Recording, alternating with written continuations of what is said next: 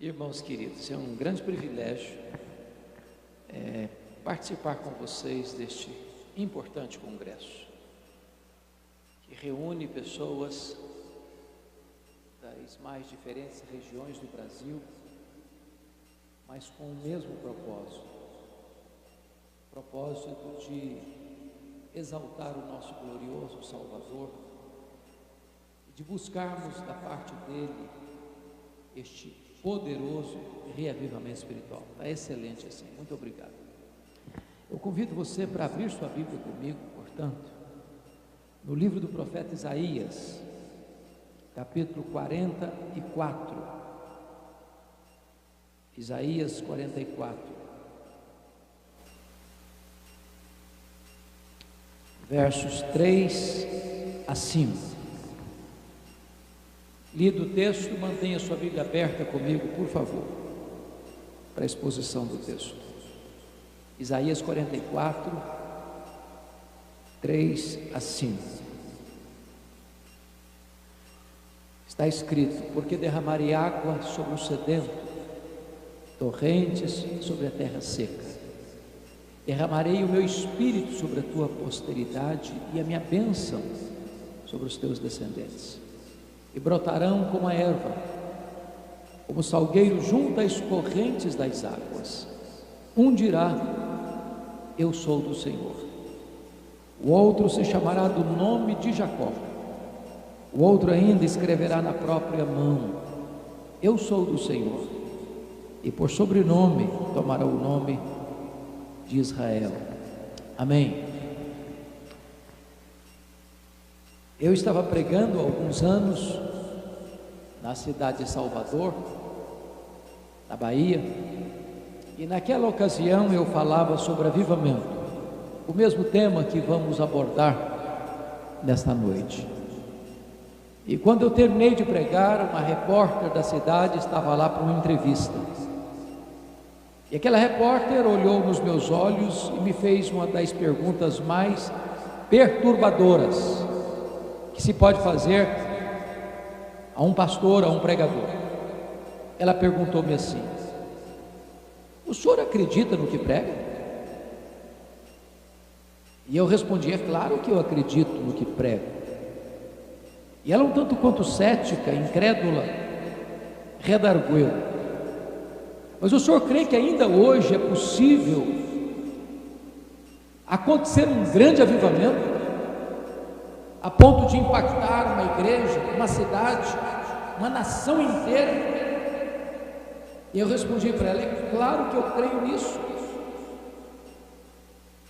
E ela ainda, tomada pela incredulidade, disse: mas o senhor então pelo menos pode me dar uma evidência disso? Eu respondi para ela: eu posso sim. E dei para aquela repórter dois exemplos. O primeiro exemplo que eu citei para ela foi o que aconteceu na Inglaterra no século XVIII. Todos vocês sabem que o resultado do racionalismo, do iluminismo, uma onda de ateísmo e apostasia tomou conta da Europa, normalmente na Inglaterra. Naquela época, poucos pregadores acreditavam ser a Bíblia a palavra de Deus. Os seminários, tomados de assalto por aqueles que, rendidos ao ceticismo, não criam mais ser a Bíblia a palavra inspirada, inerrante e infalível de Deus. As igrejas estavam vazias e os pregadores pregaram sermões mortos para auditórios vazios e sonolentos e desciam dos púlpitos para se embriagar nas mesas de jogo. Em Londres, de cada 6 casas, um era um prostíbulo. A jogatina, a bebedeira, a incredulidade, a apostasia varria toda a nação. Ninguém acreditava que a igreja pudesse se recompor das cinzas. Parecia mais um vale de ossos secos. Quando todos, entretanto, apostavam no fracasso irremediável da igreja, Deus começou a despertar um grupo de estudantes de Oxford para orar por avivamento. Dentre eles estava John Wesley, Carlos Wesley, George Whitefield. E aqueles moços se reuniam periodicamente para confessar seus pecados, para acertar a sua vida com Deus, para clamar aos céus por uma restauração da igreja e um poderoso avivamento espiritual. Foi num desses cultos de oração, uma vigília de oração, no dia 31 de dezembro de 1739, às 3 horas da madrugada, que os céus se rasgaram. O Espírito Santo foi derramado com grande poder sobre aqueles moços, e cheios do Espírito eles se levantaram para pregar. As igrejas se encheram de pessoas famintas de Deus. As igrejas não puderam comportá-los, e eles foram para as praças, e nas praças as pessoas se acotovelavam, disputando um espaço para ouvir a pregação da palavra de Deus. Este avivamento varreu toda a Inglaterra, dezenas e dezenas e dezenas de milhares de pessoas convertidas. E os historiadores mais tarde escrevem que foi aquele avivamento inglês que salvou a Inglaterra do banho de sangue da Revolução Francesa. Mas eu citei para aquela repórter um exemplo mais contemporâneo. Eu citei para ela o que aconteceu na Romênia. Muitos de vocês acompanharam como a Romênia viveu longos anos sob o governo carrasco, truculento, cruel, do ditador Ceausescu e da sua mulher. Um regime de opressão, de perseguição, de medo, de pobreza.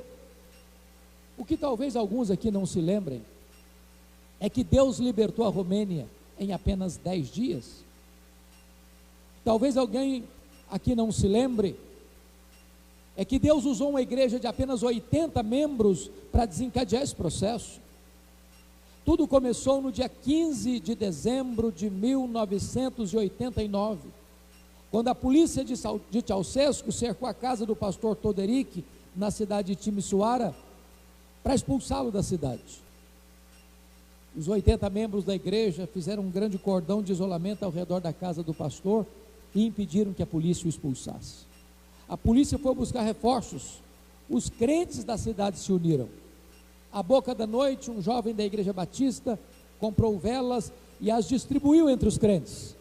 Quando a polícia chegou com as suas armas pesadas, atirando impiedosamente naqueles crentes, deram um tiro na perna desse moço batista, correram com ele para o hospital, para amputar-lhe a perna, para salvar-lhe a vida. Quando ele estava gemendo no seu leito de dor, alguém se aproxima e pergunta: jovem, você está arrependido? Ele disse: não, eu não estou arrependido. Eu perdi uma perna, mas eu acendi a primeira vela. Naquela mesma noite, uma jovem da Assembleia de Deus saiu gritando a plenos pulmões pelas ruas de Timisoara: Deus existe, Deus existe, Deus existe, liberdade, liberdade, liberdade.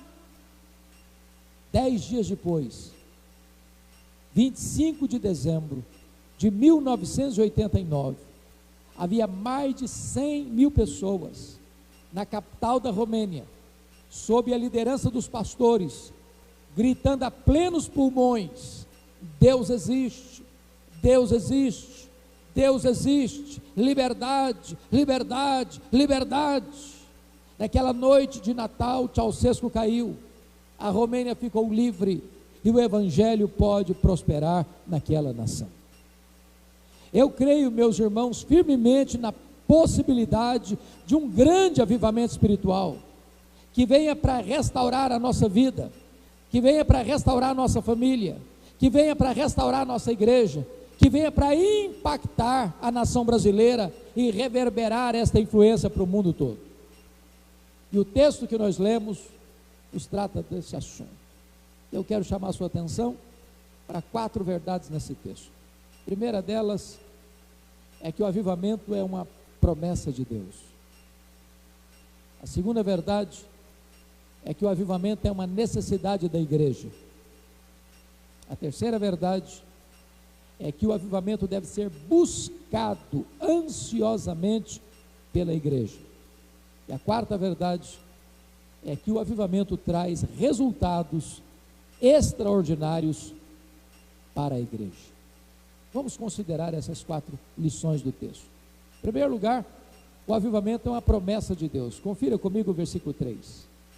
Porque derramarei água sobre o sedento, torrente sobre a terra seca, derramarei meu espírito sobre a tua posteridade e a minha bênção sobre os teus descendentes. Esta promessa tem 2 características. A primeira delas é que é uma promessa segura, porque derramarei. Quem está prometendo isso não é um homem, não é um pastor, não é um missionário, não é uma igreja, não é uma denominação religiosa, não é um concílio eclesiástico. Quem está prometendo isso é o Deus Todo-Poderoso. Ele não é homem para mentir. O que ele promete, ele cumpre.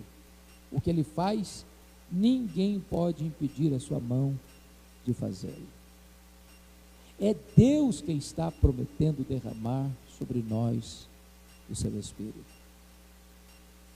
E sabe, irmãos, uma igreja cheia do Espírito Santo, ninguém pode deter os seus passos. Ninguém.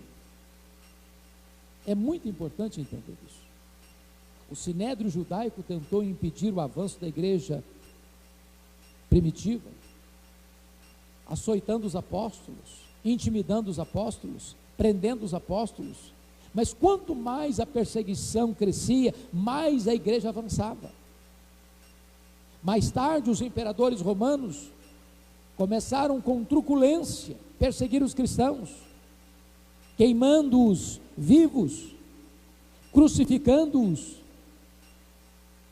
lançando-os nas arenas, nos anfiteatros da morte, enrolados em peles de animais, para os cães morderem, os touros pisarem, os leões esfaimados devorarem. Mas quanto mais sangue era derramado, mais a igreja crescia.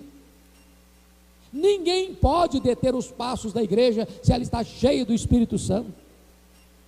Como um cântico que foi escrito nesse país, é obra santa, ninguém detém. Vocês todos conhecem o que aconteceu na Inglaterra, quando Maria Tudor, filha de Henrique VIII,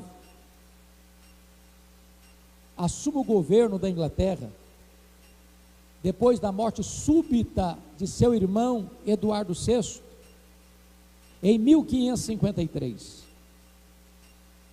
Vocês sabem que no período de Eduardo VI, os líderes protestantes da Inglaterra, Ridley, Latimer, Cranmer, entendendo que o rei era muito jovem, começou a reinar com 10 anos, não tinha plenas condições de governar sem tutores que pudessem acompanhá-lo.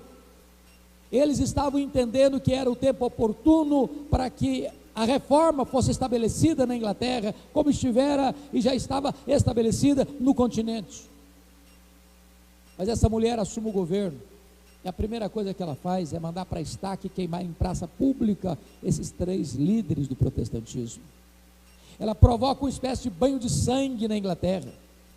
Muitos crentes tiveram que fugir da Inglaterra para poupar a sua vida. Mas fugiram para onde? Fugiram para Genebra, fugiram para a Holanda, fugiram para a Alemanha, fugiram para nações onde a reforma já estava estabelecida. Quis a providência de Deus que Maria Tudor, chamada de Maria Sanguinária, morresse 5 anos depois, em 1558, e assume o governo da Inglaterra Elizabeth, sua irmã, que tem um longo governo de 1558 a 1603, e o primeiro decreto de Elizabeth foi determinar a volta dos foragidos. E quando eles voltaram, tendo eles contato com a reforma no continente, retornaram fazendo 4 exigências para a igreja da Inglaterra. Queremos uma igreja com doutrina pura, com liturgia pura, com governo puro, com vida pura, e desencadearam na Inglaterra o mais importante movimento de reforma e reavivamento de toda a história da igreja, o movimento dos puritanos. E aí você chega a uma conclusão: Maria Tudor não sabia, mas Deus a havia constituído em presidente das missões estrangeiras da Inglaterra. Porque quando ela pensou que estava destruindo a igreja, ela estava promovendo a igreja. porque a igreja de Deus é indestrutível. Ninguém pode deter os passos de uma igreja quando ela está cheia do Espírito Santo de Deus. Mas em segundo lugar, notem comigo que esta promessa não é apenas segura, essa promessa é também abundante. Volte os olhos de novo para o verso 3. Porque derramarei água sobre o sedento e torrente sobre a terra seca, derramarei meu espírito sobre a tua posteridade e a minha bênção sobre os teus descendentes. Tanto a palavra derramar quanto a palavra torrentes falam de coisa abundante, copiosa. Em outras palavras, Deus não dá o seu espírito por medida. Deus tem mais para nós, irmãos. Deus tem muito mais para nós. Deus tem infinitamente mais para nós. Eu quero admitir, junto com vocês, que o nosso maior problema é tentar limitar a obra de Deus em nós e através de nós por aquilo que conhecemos ou por aquilo que já experimentamos. Agora pensem comigo. Penso eu que o apóstolo Paulo alcançou o pináculo da sua teologia, o ponto mais alto da sua teologia, quando ele se colocava de joelhos. As orações de Paulo registradas em suas cartas são o ponto mais alto da sua reflexão teológica. Penso eu que a oração mais audaciosa já feita na história e já registrada é a oração que Paulo faz em Efésios capítulo 3, versículo 19, quando ele diz que você e eu devemos ser tomados não de Deus, não da plenitude de Deus, mas devemos ser tomados de toda a plenitude de Deus. A grande pergunta é: quem é Deus? Para não lhes cansar, recordar-vos-ei apenas dos atributos que só Deus os tem. Deus é autoexistente, Deus é infinito, Deus é imenso, Deus é eterno, Deus é imutável, Deus é onipotente, Deus é onipresente, Deus é onisciente, Deus é transcendente, Deus é soberano, Deus é maior do que tudo quanto Ele criou. Se você pergunta qual é o tamanho daquilo que Deus criou, nenhum astrônomo pode dar essa resposta precisa e exata. Mas o que eles afirmam é que o nosso universo tem mais de 93 bilhões de anos-luz de diâmetro. Isso significa que se você voar a velocidade da luz, 300 mil quilômetros por segundo, você demoraria nessa velocidade mais de 93 bilhões de anos para ir de uma extremidade à outra do universo, pois Deus é maior do que o universo. Ele criou o universo. E agora Paulo está orando para que você e eu, frágeis vasos de barro, sejamos tomados de toda a plenitude de Deus. Para que você não chegue à conclusão de que Paulo estava delirando na prisão ao escrever isso, ele insere o verso seguinte, verso 20, assim: ora, há aquele que é poderoso para fazer não mais, não muito mais, mas infinitamente mais do que tudo quanto pedimos ou pensamos, conforme o seu poder que opera em nós. A Ele seja a glória na igreja e em Cristo Jesus agora e pelos séculos eternos. Oh, amados, Deus tem mais para nós. Para ilustrar isso, quero contar para vocês um fato da história. Havia nos Estados Unidos uma família muito pobre no século XIX.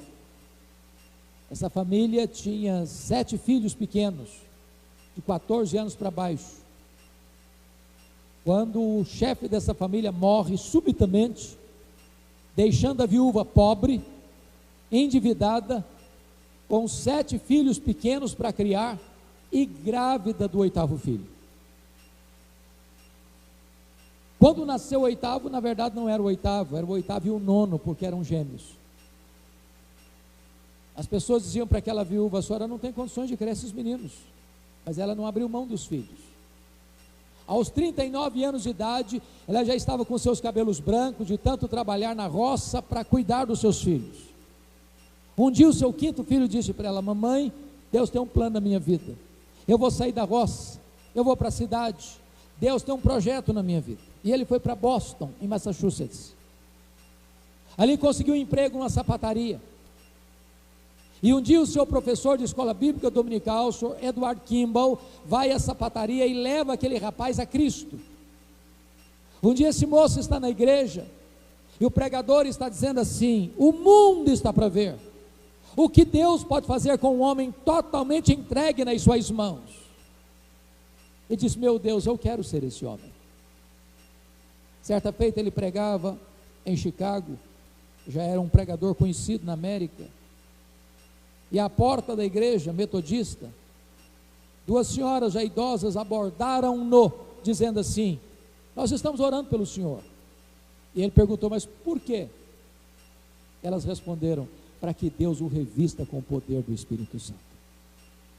Um dia ele caminhava em Nova York, na Wall Street, quando de repente o Espírito Santo veio sobre ele, com grande força e poder. Ele saiu correndo pelo meio da rua.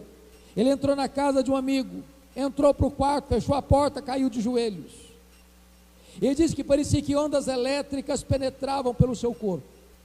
Um gozo inefável tomou conta dele, uma paz indizível entrou no seu coração, uma alegria como se os céus tivessem baixado à terra. E ele disse que ainda que ele desse toda a riqueza do mundo em troca desta experiência, que ele recusaria. Quando ele se levantou dos seus joelhos, nunca mais a história dele foi a mesma, nunca mais a história da América foi a mesma. Aquele homem era Dwight Lyman Moody, que a partir daquele dia levou a Cristo mais de 500 mil pessoas. Pois Deus é o mesmo, pois Deus pode fazer o mesmo.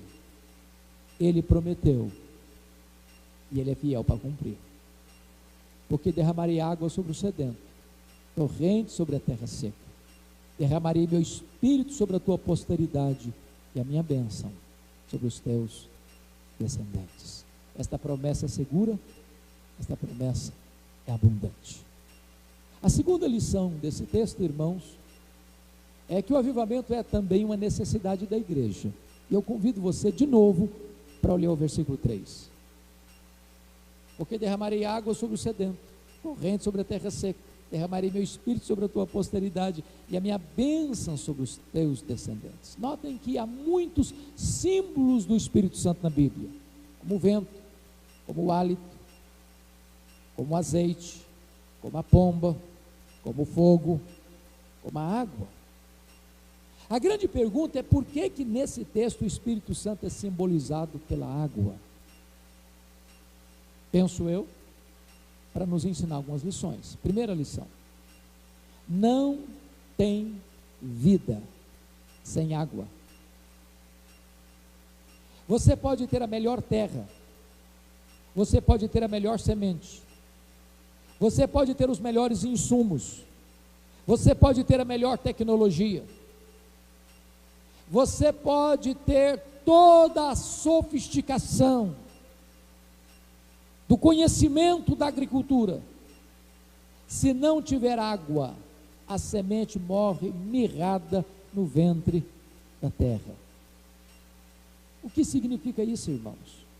Você pode ter templos, você pode ter aparelhagens modernas e tecnologia sofisticada, você pode ter pastores cultos e preparados no púlpito, você pode ter professores eruditos nas escolas bíblicas dominicais, você pode ter membros influentes na sociedade, mas sem a obra do Espírito Santo não tem vida na igreja. Preciso concordar com o pastor Batista, príncipe dos pregadores do século XIX, Charles Haddon Spurgeon, quando ele diz que é mais fácil eu acreditar que um leão tornar-se-á vegetariano do que eu acreditar que uma alma sequer possa ser salva sem a obra do Espírito Santo de Deus. Nós precisamos do Espírito Santo, irmãos. Nós dependemos do Espírito Santo. Nós hoje somos levados a pensar que as coisas dependem de nós. Nos preparamos, nos equipamos. E eu não estou dizendo para você que não é necessário se preparar e se equipar. Mas nós não podemos confiar no conhecimento que temos. Nós não podemos confiar na formação que temos. Nós não podemos confiar na tradição que temos. Nós dependemos do Espírito Santo de Deus. Não é por força, não é por poder, mas é pelo meu Espírito, diz o Senhor dos Exércitos. Uma das minhas idas a Israel, e eu levo uma caravana lá todos os anos, atravessando o deserto do Sinai e entrando no território de Israel, eu fiquei muito impressionado, porque exatamente no limite, de um lado de cá, era o deserto, árido, seco, estéril. Do outro lado de lá, um pomar luxuriante de laranjas, e os pés pejados de frutos. E eu perguntei ao guia que nos acompanhava, qual é o segredo? Do lado de cá reinando a morte, do lado de lá reinando a vida. E ele me respondeu: onde tem água, toda a terra é terra boa. Israel levou a água para o deserto, e o deserto floresceu. A sua vida pode estar seca, a sua vida pode estar árida, a sua vida pode estar um deserto completamente estéril, mas se a chuva do Espírito Santo cair, se as torrentes do Espírito Santo vier sobre a sua vida vai florescer, a sua vida vai frutificar, e os frutos hão de surgir para a glória de Deus. Nós precisamos do Espírito Santo, nós dependemos do Espírito Santo. Mas em segundo lugar, irmãos, a água é necessária não só para dar vida, a água é necessária para purificar. Eu não sei se você já fez essa pergunta, eu já fiz tantas vezes. Por que, meu Deus, que nós ainda não passamos por um avivamento? Nós cantamos, gotas benditas já temos. Mas, amados irmãos, quantos lugares onde Deus derramou do seu Espírito, onde Deus visitou o seu povo com grande graça e poder. Quantos lugares onde Deus trouxe avivamento e restaurou cidades, impactou nações. Por que não experimentamos um avivamento ainda? Será que os céus estão de bronze? Será que os ouvidos de Deus estão surdos? Será que a mão de Deus está encolhida? Será que as janelas dos céus estão com cadeado? Será que a igreja não está precisando? Será que o Espírito Santo não age mais hoje como agiu no passado? Deveríamos nós hoje desistir de esperar um avivamento? Teríamos que nos contentar apenas em olhar para as lentes do retrovisor e nos alegrarmos com os fatos do passado, sem perspectiva e esperança das mesmas coisas acontecendo no presente? E a resposta é a mesma. O que está impedindo a chegada das torrentes, das chuvas, do derramamento do Espírito Santo é o pecado. Porque entre as chuvas de Deus e a terra seca, o pecado está interceptando o caminho. A Bíblia diz que o nosso pecado faz separação entre nós e o nosso Deus. Nós precisamos do Espírito Santo, irmãos, porque só o Espírito Santo pode nos convencer do pecado. Olha para a igreja hoje, o que você vê? Como é que estão os crentes? Nós estamos assistindo uma espécie de secularização da igreja. Em vez da igreja impactar o mundo, é o mundo que está entrando para a igreja. Você olha para a igreja e você vê os mesmos pecados do mundo dentro da igreja, o mesmo índice de divórcio praticamente.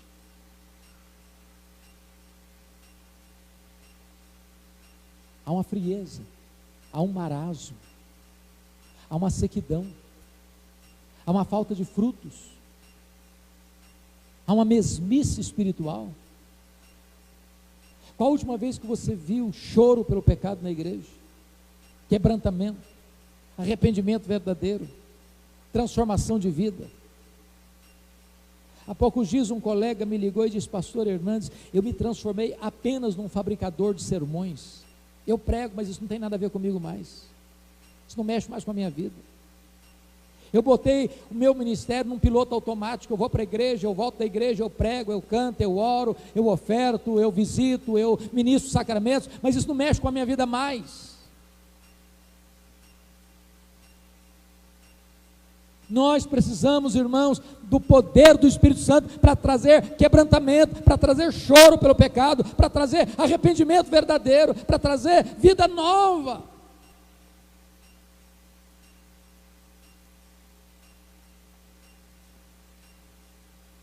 Mas em terceiro lugar, meus irmãos, a água é necessária para matar a sede. Posso lhes garantir que um crente pode ter tudo que esse mundo pode oferecer. Ele pode ter dinheiro, ele pode ter sucesso profissional, ele pode ter fama, ele pode ter prestígio, ele pode ter reconhecimento da família, dos amigos, ele pode ser uma pessoa que aparece aí nas grandes manchetes dos jornais, ele pode ter tudo que este mundo tem, esse homem pode ter o mundo aos seus pés, mas se ele não está cheio do Espírito Santo, a sua vida ainda está vazia. Nós precisamos do Espírito Santo. Nós dependemos do Espírito Santo.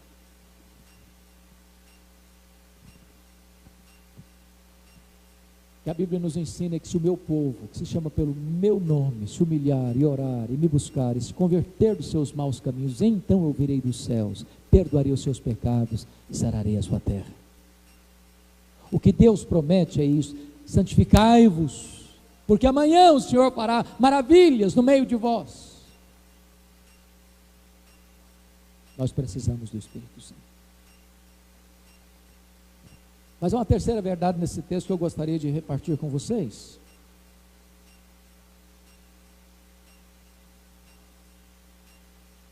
Primeiro, o avivamento é promessa de Deus.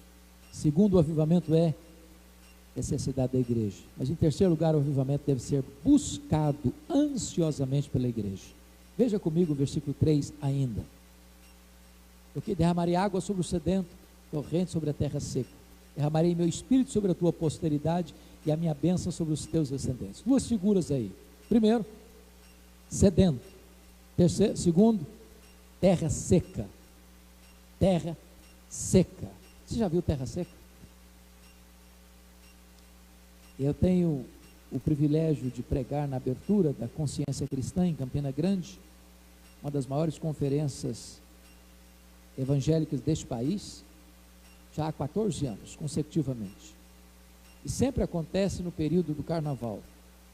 Algumas vezes, quando chego em Campina Grande, percebo que a terra está nua, rachada, bramando por chuva, e o gado morrendo de fome e de sede. Terra seca. Você já passou sede num lugar ermo, sem água? O desespero que é. Você sabe que sede é diferente de fome. Se você estiver com fome e você não se alimentar na hora, o seu estômago começa a doer. Mas se você aguentar mais um pouco, daqui um pouquinho essa dor vai embora. E você jejua um dia, e você jejua 2 dias, você jejua 3 dias, você jejua uma semana. Tem pessoas que jejuam 10 dias, e há aqueles que jejuam muito mais do que isso. Mas não é assim com a sede. A sede é implacável. A sede esmaga você. A sede tortura você. A sede estiola você, a sede mata você. Sabe quando a igreja vai experimentar um avivamento? É quando ela tiver sede de Deus. Sede de Deus. Olha para a igreja evangélica brasileira hoje. Ligue a sua televisão e assista a maioria dos programas hoje. Ligue o seu rádio, escute a maioria dos programas hoje. As pessoas estão correndo atrás da bênção. Elas querem prosperidade, elas querem riquezas, elas querem saúde, elas querem milagres, elas querem benefícios, elas querem bênçãos, elas querem as dádivas, elas não querem Deus. O núcleo central é o próprio eu. Mas avivamento não é sede de bênção, avivamento é sede do abençoador, avivamento é sede de Deus.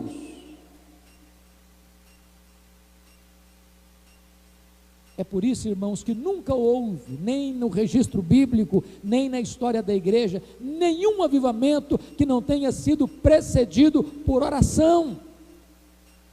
Leia o Antigo Testamento, leia o Novo Testamento, e você verá que todo o derramamento do Espírito é resultado imediato de oração, de oração, de oração, de sede de Deus. Na maioria das nossas igrejas, as reuniões de oração ou já morreram ou estão no CTI espiritual. Tem-se tempo para churrasco, tem-se tempo para aniversário, tem-se tempo para casamento, tem-se tempo para festa, tem-se tempo para esporte, mas não se tem tempo para Deus. Nós estamos satisfeitos demais com as dádivas de Deus e nós substituímos o Deus das dádivas pelas dádivas de Deus. Se nós quisermos avivamento, nós precisamos nos matricular na escola da oração. Porque antes de Deus derramar as suas torrentes, é preciso que a terra esteja seca. Antes de Deus derramar o seu Espírito, é preciso que a igreja esteja com sede de Deus. Deixa eu lhes dar um exemplo.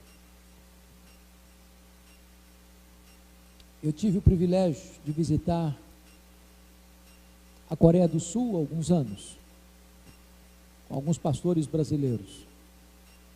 E vocês sabem que nós presbiterianos chegamos aqui no Brasil em 1859. Se nós somarmos, irmãos, todos os presbiterianos, os vários ramos do presbiterianismo brasileiro, nós não somos 2 milhões de membros. Não somos. A igreja presbiteriana chegou na Coreia 28 anos depois que chegou aqui no Brasil. Lá na Coreia, eles são mais de 10 milhões de membros. Se nós somarmos todos os presbiterianos, nós talvez cheguemos a 0,5% da população brasileira. Lá na Coreia, eles são 27% da população. 75% de todos os protestantes da Coreia do Sul são presbiterianos. Só em Seul tem mais de 10 mil igrejas presbiterianas. Nós visitamos 11 igrejas de 5 mil membros, de 10 mil membros, de 18 mil membros, de 33 mil membros, de 55 mil membros, de 82 mil membros, de 700 mil membros. Em todas elas fizemos a mesma pergunta: qual o segredo do crescimento desta igreja? E a resposta foi: oração, oração, oração. Fomos no seminário, talvez o maior seminário do mundo, com 1.870 alunos na época. E o diretor do seminário nos disse o seguinte: aqui nesse seminário, o seminarista que faltar a 2 reuniões de oração de madrugada, diária, não sendo por um motivo justo, é mandado embora porque não serve para ser pastor. Eu fiquei pensando, meu Deus, se fosse no Brasil, estava tudo fechado. Que coisa difícil é levar um seminarista para uma reunião de oração.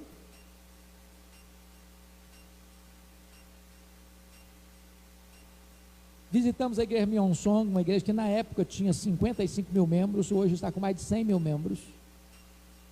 Aquela igreja tem 4 reuniões diárias de oração de manhã. 4. Uma das 4 às 5, outra das 5 às 6, outra das 6 às 7, das 7 às 8. Nós fomos na segunda, de 5 às 6. Eu confesso a vocês que eu nunca vi nada igual na vida. Porque estava escuro e fazendo frio. Quando nós nos aproximamos do templo, gente correndo na rua com a Bíblia na mão. Quando nós chegamos no estacionamento, os diáconos coordenando o estacionamento dos carros. Quando nós entramos no templo, o coral estava togado no púlpito. Quando nós chegamos, não tinha mais lugar para sentar, eu vi mais de 200 pessoas assentadas no carpete em frente ao púlpito, numa das reuniões diárias de oração. Quando aquele povo começou a orar, a sensação que eu tive é que os céus haviam descido à terra. A presença de Deus era notória. Nós fomos na igreja metodista, uma igreja que começou com o pastor e a sua família, e o pastor ainda era o pastor da igreja, já estava com 82 mil membros. Eu disse, pastor, qual o segredo? Ele disse, oração. Antes da gente comprar um acampamento para lazer, para retiro, para encontros, para congressos, a gente compra um acampamento de oração. E a gente tem cavernas de oração, onde uma pessoa entra, só uma, para falar com Deus. Ele me disse, há anos, no sábado, eu não tenho contato com pessoas. Eu subo para a montanha de oração da igreja, passo lá à noite orando. No domingo de manhã eu venho direto para o púlpito. Quando eu prego, o meu sermão é o mesmo, mas os corações se derretem. Os corações se derretem. Nós somos na igreja do Evangelho Pleno. Vocês sabem que Paul Yanshu, ou David Yanshu, e eu não estou entrando aqui nos alguns detalhes que nos divergem doutrinariamente, mas aquela igreja começou em 1958, e hoje aquela igreja tem mais de 700 mil membros, com mais de 700 pastores auxiliares, uma igreja com um jornal diário de 2 milhões de cópias, com emissoras de rádio e televisão.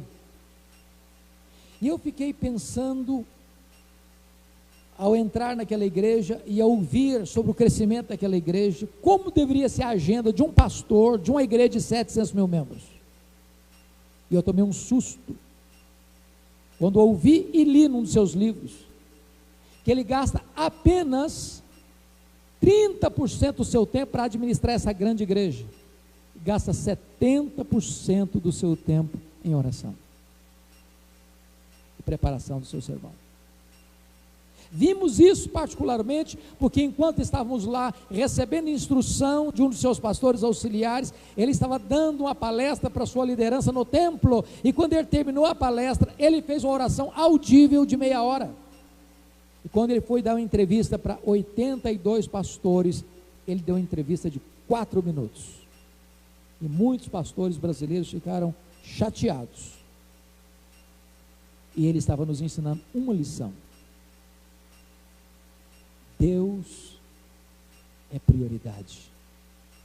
Se fosse eu, se fosse você, talvez faríamos uma oração de 4 e daríamos uma entrevista de 30. Um fato me chamou a atenção num dos seus livros. Um dia o presidente da Coreia ligou para o pastor. A secretária atendeu o telefonema e o presidente disse assim, eu quero falar com o pastor Paul. A secretária disse, não pode atender o senhor agora não, ele está orando. Aí o homem engrossou a voz, porque disse, eu sou o presidente da Coreia, quero falar com ele agora. A secretária disse, não vai atender o senhor não, ele está orando. Daqui a pouco o presidente liga, fala com o pastor e tenta dar uma bronca nele. Eu liguei para o senhor não me atendeu. E o pastor respondeu ao presidente, eu não atendi o senhor. Porque eu estava falando com alguém muito mais importante do que o senhor. Eu estava falando com o Rei dos Reis e com o Senhor dos Senhores. Amados irmãos, no dia que nós entendermos que Deus vem em primeiro lugar, nós nos deleitaremos na vida de oração.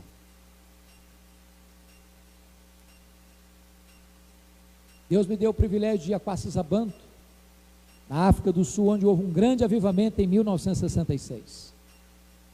Se você nunca leu sobre este avivamento, entre depois lá nas redes sociais, coloque Quaçasabanto e veja o que Deus fez lá. Pastor Erle Stign, um pastor reformado, holandês, longos anos, mais de 12 anos pregando entre os Zulus, armando uma tenda, uma lona e pregando, com resultados magros, com resultados pífios. Um dia ele está pregando, e uma mulher se aproxima e perguntou assim para ele: o senhor está pregando hoje dizendo que o seu Deus tem todo o poder? O pastor Erle disse: é isso que eu estou pregando. E ela disse: então eu preciso do seu Deus, porque eu tenho uma filha endemoniada lá em casa que está amarrada num tronco, igual um bicho. Vão lá em casa para minha filha ser liberta. E o pastor Erle disse que naquele dia sentiu um calafrio na espinha e pensou: meu Deus, e se não funcionar, o que eu vou fazer? Quando ele chega naquela casa, o quadro era muito pior. A moça estava acorrentada num tronco roliço, igual um bicho selvagem. E em vão ele tentou expulsar os demônios daquela moça. Chamou os missionários da região, não conseguiram. Amarraram a moça e levaram para uma fazenda, ela quebrou tudo por lá. Tiveram que devolver a moça num estado pior. E ele tomou uma decisão: eu vou embora. Eu vou abandonar meu ministério. Eu não tenho mais autoridade para pregar aqui. Quando ele estava arrumando as malas para voltar para a Holanda, para voltar para o seu país, ele sentiu Deus falando com ele, e o Espírito Santo convencendo a ele de outra coisa: você não tem que ir embora, você tem que buscar poder. E ele parou tudo que estava fazendo. Ele reuniu os missionários da região, e eles começaram a acertar a vida com Deus, eles começaram a chorar pelos seus pecados, eles começaram a estudar o livro de Atos, capítulo por capítulo, versículo por versículo, e ao final dizendo: Deus, o Senhor fez, faz de novo o Senhor mesmo Deus, então faz de novo. E à medida que o tempo ia passando, o coração ia pesando, eles iam confessando seus pecados, acertando a vida uns com os outros, e Deus trabalhando na vida deles. Depois, os últimos 3 meses, se reuniam 3 vezes por dia. Só conseguiam chorar, tamanha convicção de pecados que Deus trazia sobre eles. Depois de 3 meses de lágrimas, numa dessas reuniões de oração de manhã, o Espírito Santo foi derramado sobre eles, poderosamente. A primeira coisa que fizeram, meus irmãos, foi lá naquela casa e, no nome de Jesus, libertar aquela moça. A segunda coisa é que os feiticeiros iam correndo, chorando, confessando os seus pecados. Quando os missionários acordavam de manhã, tinha 20, 30, 40 pessoas na porta de cada um, com pressa para acertar a vida com Deus. Eu visitei ali numa fazenda, um templo para 15 mil pessoas, com 3 cultos por dia, caravanas do mundo inteiro indo ali para ver o que Deus estava fazendo. Os cegos viram, os coxos andaram, mortos ressuscitaram, e Deus manifestou a sua glória, o seu poder salvador naquela região, porque o povo de Deus entendeu que a terra é seca, é a terra que recebe a chuva do Espírito Santo de Deus. Nós precisamos orar, queridos, se nós quisermos avivamento. A nossa vida pessoal, a nossa casa, a nossa igreja. Você vai voltar para a sua igreja, você vai voltar para a sua cidade, você vai voltar para a sua região. Eu não sei como é que está a reunião de oração da sua igreja. Comece com você. Comece com você. Não cobre de ninguém, comece com você. E de repente, assim como aconteceu com Moisés e Josué, quando as pessoas virem que você está indo para a tenda da oração, e quando elas perceberem que quando você sai dessa tenda o seu rosto está brilhando, elas vão querer saber o que está acontecendo, e elas irão lá também. Quem sabe lá na sua congregação, talvez na cidade mais distante, Deus comece algo extraordinário. Mas eu quero terminar. A última lição desse texto é que o avivamento, além de ser uma promessa, além de ser uma necessidade, além de ser buscado, o avivamento traz resultados extraordinários para a igreja. E o primeiro resultado, meus irmãos, está aí no versículo 4. É um crescimento numérico expressivo. E os teus descendentes brotarão como erva, como salgueiro junto às correntes das águas. Responda para mim. Você está satisfeito, satisfeita com o crescimento da sua igreja? Da sua denominação? Você acha sinceramente que nós devemos nos conformar com essa situação? Você acha que é assim mesmo? Você espera mudança? Você quer mudança? Você anseia por isso? Oh, irmãos amados, Deus pode pôr a sua mão. Quando Deus derrama do seu espírito, Ele pode fazer num dia o que nós não conseguimos fazer em décadas, na força do nosso braço. Há poucos dias um colega me ligou e disse o seguinte: pastor Hernandes, na minha região, nós não tivemos uma conversão por igreja, por ano, em média.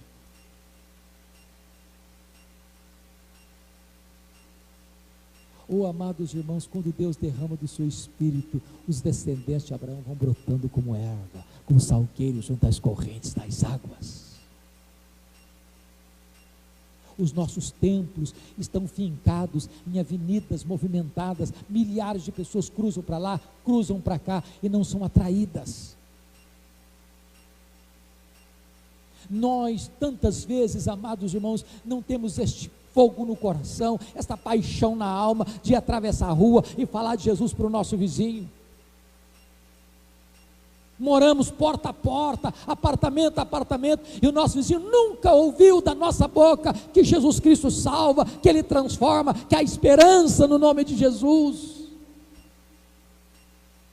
Somos capazes de sair de casa, ir para a igreja dia após dia, semana após semana, mês após mês, ano após ano, mas não somos capazes de atravessar a esquina para falar de Jesus. Quando o Espírito Santo sopra sobre nós, todos se levantam e a igreja começa a florescer e a crescer. Deixa eu lhes dar um exemplo. Acho que todos vocês devem conhecer pastor Ronaldo de Almeida Lidório. É um missionário, jovem ainda, alguns cabelos brancos é verdade, mas ainda jovem. Para mim, um dos grandes expoentes da missiologia do século 20 e 21. O Ronaldo foi plantar uma igreja entre os Concombas, lá em Gana, na África. Mas aquele povo não era um povo alcançado e nem se tinha certamente a localização geográfica onde estavam. E ele passou dias e dias, semanas, no meio de matas, de pântanos e alagados para encontrar aquele povo. Quando encontrou, passou 3 meses orando e jejuando, pedindo para Deus uma estratégia para alcançar aquele povo para Jesus. Depois de 3 meses de oração e jejum, Deus fez o primeiro milagre entre os Concombas. Eles não aprenderam o nome dele. Ronaldo era um nome impronunciável para eles. Aí trocaram o nome dele para um nome africano, Umborbe. E Umborbe significa o homem que diz que existe um Deus. Quando eu chegava numa aldeia, alguém perguntava assim: qual é o seu nome? Ele respondia: eu sou o homem que diz que existe um Deus. Isso provocava uma segunda pergunta: quem é o seu Deus? E ele respondia: ajunte o povo da sua aldeia que eu lhes contarei quem é o meu Deus. Não tinha melhor exórdio, introdução de sermão do que o nome dele. Assim foi que uma mulher de uma aldeia vizinha, sabendo que onde ela estava tinha um homem que dizia existir um Deus vivo, fez uma viagem 3 dias a pé, com a criança de 7 meses no colo, à beira da morte, com a pele quase necrosada, ferida da cabeça aos pés. Ela chega em Coni e pergunta ao Ronaldo: o senhor é o homem que diz que existe um Deus? Ronaldo disse: sou eu mesmo. Ela perguntou: eu gostaria de saber se o seu Deus pode me ajudar, porque todos os deuses que eu conheço não puderam fazer nada pela minha filha. Se o seu Deus tem poder, peça o seu Deus para curar minha filha. Desembrulhou a criança, ferida da cabeça aos pés. Ronaldo pegou aquela criança nas mãos, disse: meu Deus, este povo não sabe que tu és o Deus vivo, este povo não sabe que o teu filho tem todo o poder e autoridade nos céus e na terra. Cura esta criança, Senhor, para a glória do teu nome, para testemunho do Evangelho. Embrulhou a criança, devolveu para a mãe. Ela pegou o caminho de volta, 3 dias a pé para a sua aldeia. Quando ela chegou na sua aldeia e desembrulhou a criança, nem cicatriz de ferida havia mais no corpo daquela criança. Aquela mãe saiu gritando a plenos pulmões pelas cabanas da sua aldeia ter encontrado o Deus vivo. O Ronaldo registra nos seus livros que a partir daquele dia ele ficou 9 anos lá. Nunca houve um dia que pelo menos uma pessoa não se rendesse a Cristo Jesus. Quando ele saiu de lá, eram mais de 14 igrejas, com milhares de convertidos. Hoje já são dezenas de milhares de convertidos. Que quando Deus derrama do seu espírito, os descendentes de Abraão vão brotando como salgueiros junto às correntes das águas. Como eu espero ver isso, irmãos. Como nós deveríamos aguardar esse dia. Segundo resultado, queridos, está no versículo 5. Quando o Espírito Santo é derramado sobre a igreja, a segunda coisa que acontece é que os crentes se levantam para testemunhar. Um dirá: eu sou do Senhor. O outro escreverá, o outro se chamará do próprio nome de Jacó. Sabe o que significa isso? É que as crianças se levantam, os adolescentes se levantam, os jovens se levantam, os adultos se levantam, os pastores se levantam, os missionários se levantam, todos se levantam para dizer: eu sou do Senhor, eu sou do Senhor, eu sou do Senhor, eu sou do Senhor. Imagine vocês, esse exército que está aqui, se cada um se levantasse na sua casa, na sua família, no seu trabalho, na sua escola, na sua vizinhança, na sua igreja, no seu bairro, para dizer: eu sou do Senhor, eu sou do Senhor, eu sou do Senhor, eu sou do Senhor. O impacto que isso vai produzir. Hoje o Instituto Moody pesquisou e descobriu que 95% dos crentes nunca levaram alguém a Cristo. Oh, amados, essa paixão precisa estar no nosso coração. Esse fogo de Deus precisa estar no nosso coração. Nós encontramos pão, e tem pão com fartura na casa do Pai, e os famintos precisam saber disso. Talvez você argumente assim: bom, mas eu não sou pastor, mas eu não passei por seminário, eu não fiz instituto bíblico, eu sou tímido, eu conheço pouco. Mas eu quero dizer uma coisa para vocês com toda sinceridade: todos vocês que estão aqui sabem tudo quanto uma pessoa precisa saber para ser salva. E se você não sabe nada, talvez então você possa dizer assim: eu só sei de uma coisa, é que eu era cego e agora eu vejo. Quando eu cheguei no seminário de Campinas, nos idos de 1978, eu vim da roça. Eu calçava meu primeiro par de sapatos com 8 anos de idade. Até os 12 anos não sabia o que era luz elétrica. Nunca tinha visto uma televisão. Nunca tinha entrado numa cidade. Com 12 anos eu saí de casa, subi na carroceria de um caminhão para estudar. Eu cheguei em Campinas então, com 19 anos, o mais caipira dos caipiras do seminário. Aí uma missionária americana disse: eu vou lhe apresentar a cidade, fica tranquilo. E um dia ela disse: eu vou te levar na escola de cadetes de Campinas, lugar bonito. E eu com o coração aquecido, ardendo. Eu não sei se você sabe, mas via de regra um calouro, que é o primeiranista, chega no seminário e prega até para poste na rua. Eu chego na escola de cadetes, tinha um rapaz muito elegante, o seu posto de guarda, com a metralhadora na mão, com a sua farda engomada e com um nome bordado na lapela da farda: João Miguel Corpas. Eu me aproximei dele e fui logo perguntando: e aí, João Miguel, você conhece a Jesus, o Filho do Deus vivo? Ele faltou pouco me bater.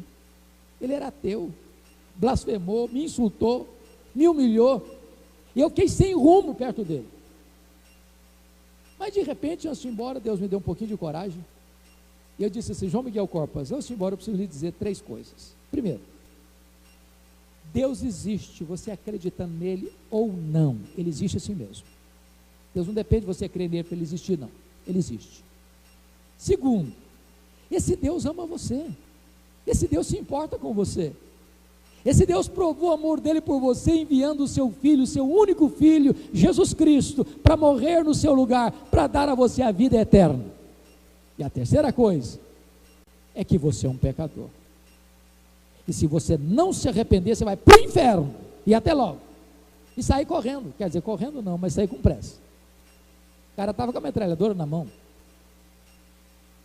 O que eu nunca podia esperar na vida é que a missionária voltasse no seminário no dia seguinte. E ela voltou.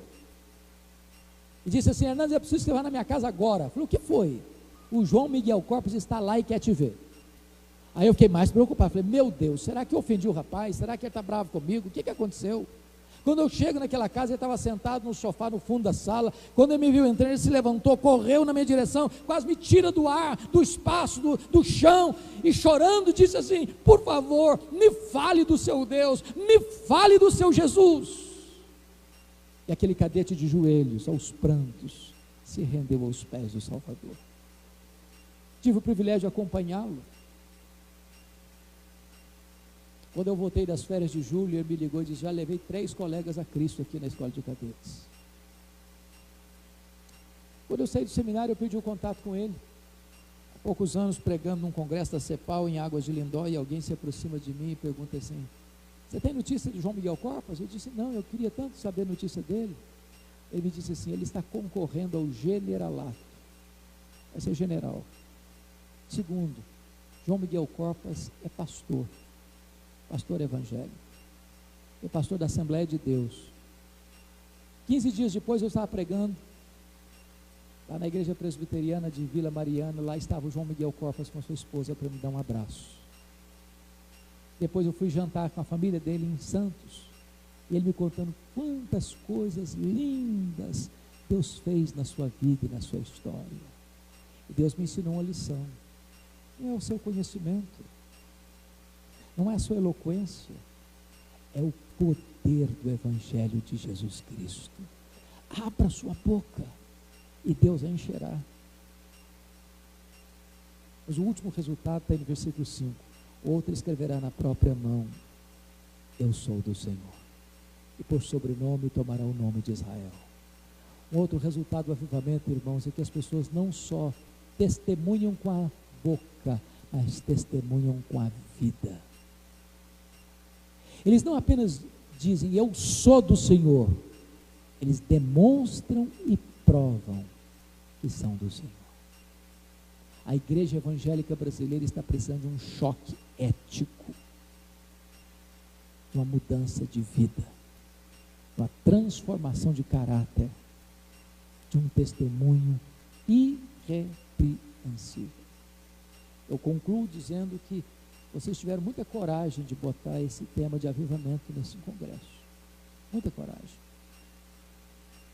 Porque esse é um tema hoje muito desgastado. Muito desgastado. Tem muita gente que pensa que avivamento é dar piruleta, plantar bananeira. É maluquice. É histeria coletiva. E tem muita gente hoje que, em nome de avivamento, se perdeu no cipoal do sincretismo religioso. Mas não é porque alguns se desviaram é que nós devemos jogar fora esse assunto. Nós precisamos resgatar o verdadeiro avivamento. Não aquele que o homem agenda, não aquele fabricado pelo homem, não de um fogo estranho, mas um avivamento que produza mudança, porque vem do trono de Deus, para trazer vida, e vida em abundância para a sua igreja.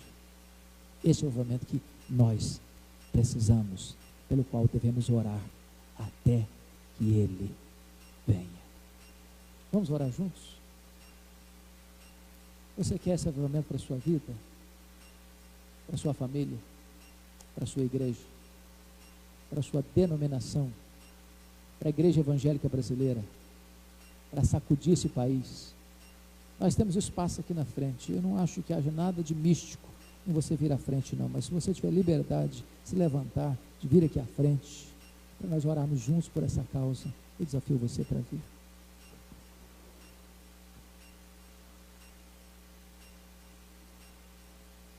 A Bíblia diz que nós não podemos desprezar o dia dos pequenos começos. Irmãos, os grandes avivamentos não nasceram de grandes grupos. Os grandes avivamentos nasceram de uma pessoa, às vezes, cujo coração ardeu por Deus. Os olhos do Senhor passeiam pela terra para contemplar os filhos dos homens. Se Deus se agradar de um de nós aqui, Ele pode começar um grande avivamento. Se um de nós aqui for um graveto seco a pegar fogo, até lenha verde começa a arder.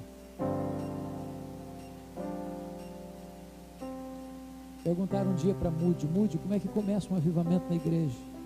Ele respondeu: acenda uma fogueira no púlpito. Nós precisamos orar mais pelos nossos pastores,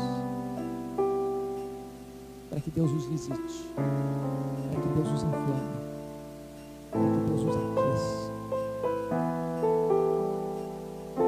Um dia João Wesley disse para os seus alunos assim: meus filhos, ponham fogo no seu sermão, ou então põe o seu sermão no fogo. Nós precisamos ir à igreja todo dia com expectativa de Deus falar conosco.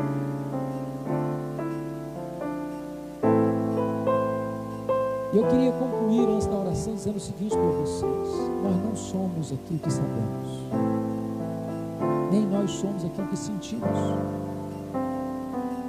nem nós somos aquilo que falamos, nós somos aquilo que fazemos.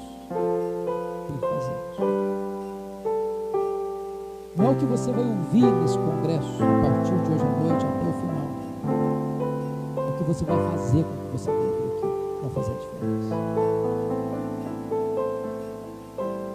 Enquanto vocês vão ficar de pé, eu vou me ajoelhar, cumprindo a orientação de Paulo nesta causa. Eu me ponho de joelhos diante do Pai.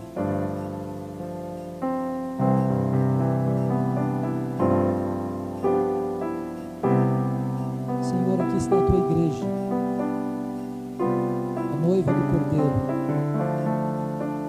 a menina dos teus olhos, povo amado que foi comprado por alto preço. E aqui nós estamos, conscientes de que precisamos de um toque da tua graça, de um sopro do teu Espírito. Em nome de Jesus, nós não queremos viver o resto dos dias da nossa vida sem ver as tuas maravilhas. Aquilo que outros povos viram, que nós só sabemos porque lemos na história. Mas nós queremos, Deus, que essas mesmas realidades venham sobre nós, porque não cremos apenas no Deus que fez, nós cremos também no Deus que faz. Tu és o mesmo Deus, então faz de novo, Senhor. É bem verdade, Senhor, que tem ídolos no nosso coração, e assim como um dia o profeta Elias removeu Baal antes de subir e clamar pelas chuvas, remove, Senhor, os ídolos do nosso coração, aqueles ídolos que estão se interceptando entre as chuvas e a terra seca. Quebra a dureza do nosso coração, traz sobre o teu povo arrependimento para a vida, porque o juízo começa na tua casa. Restaura a nossa sorte, muda, Senhor, em nome de Jesus. Traz sobre nós choro pelo pecado, arrependimento verdadeiro. Em nome de Jesus, Senhor, tira as vendas dos nossos olhos, o tampão dos nossos ouvidos. Tira, Senhor, toda essa casca grossa que está ao redor do nosso coração, a ponto de ouvirmos a Tua voz, não sermos quebrantados. Tem misericórdia de nós. Estamos secos, estamos áridos, sem frutos. Tem misericórdia, Senhor. Reaviva a Tua obra no decorrer dos anos. Temos pecado contra Ti, temos provocado a Tua ira, mas da Tua ira, lembra-te da misericórdia e ser propício a nós, Senhor. Faz o deserto florescer, e a honra e a glória a Ti pertencem. Nós queremos a Tua presença mais do que as Tuas bênçãos, e oramos em nome de Jesus. Para a glória de Jesus. Aleluia.